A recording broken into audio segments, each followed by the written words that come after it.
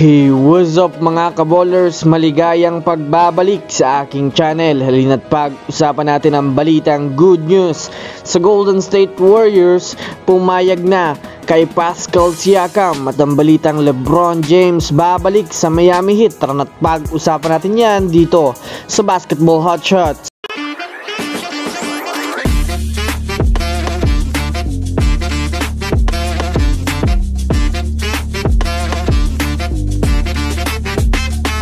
Una nga muna tayong dumako mga kaballers sa balita kay LeBron James. Well, alam naman nga mga kaballers na mainit na nga po ang mga trade rumors kay LeBron James dahil na rin mga kaballers sa hindi na nga po maganda ang nangyayari sa kanilang team ngayon. Simula nga sa head coach at sa mga players ay nagkakagulo na. Kaya naman dahil nga po mga kaballers sa struggle na nangyayari sa kanila ngayon mga kaballers ay may inilabas na naman nga pong trade proposal ang NBA insider na si Bill Simmons sa kanya. Ayon nga sa trade idea, matatanggap nga po mga kaballers ng Lakers itong sina Kyle Lowry, Duncan Robinson, Nikola Jovic kasama ang future first round pick, habang makakabalik naman si LeBron James sa Miami Heat kasama si Gabe Vincent. Kung susumadayan nga natin mga kaballers, maaari nga pong hindi imposible ang trade na ito marahil sa ngayon mga kaballers ay matunog na ang pangalan ni LeBron James na maaaring lumipat na sa ibang kupunan. Bukod ba dyan mga kaballers, alam naman natin na sa kupunan nga po ng Miami Heat nagsimula si LeBron James na makakuha ng kampyonato, kaya mataas ang porsyento na dito rin ito mga kaballers magretiro.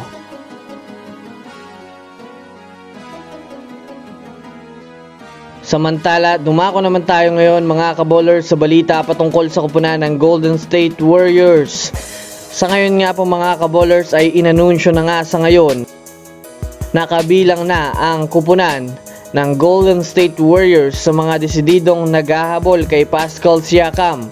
Ayon pa nga po mga kaballers sa balitang inilabas ni Shams Charania ng The Athletics ay kung sakaling makuha daw ng Warriors itong si Pascal Siakam mga kaballers ay tiyak na magiging dark horse ang kanilang kalalabasan na team. Kung susumadayan nga natin mga kaballers, marami nga talagang mga magagandang epekto kapag nakuha nila itong si Pascal Siakam. Ito ay dahil na rin mga kaballers sa tiyak na makakatulong talaga ito sa kanila pagdating sa depensa, dagdag puwersa sa ilalim at malaking tulong din ito pagdating sa opensa. Bukod pa dyan mga kaballers, hindi na nga daw ang Warriors pa kukuha ng panibagong big man mga kaballers. Ito ay dahil na rin mas pagtutuunan na nga lang daw nila ng pansin itong si Trayce Jackson-Davis at magpo-focus na lang sila mga kaballers sa pagkuha kay Pascal Siakam. Kaya naman official na nga po mga kaballers na kay Pascal Siakam na lang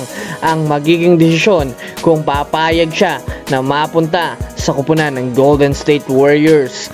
So that's it for today's video mga kaballers. Yan lang ang ating pag-uusapan sa ngayon. Pindutin ang subscribe and hit nyo na rin ang notification bell para sa mga susunod na updates sa mundo ng basketball. Again, this is Basketball Hotshots. Thanks for watching.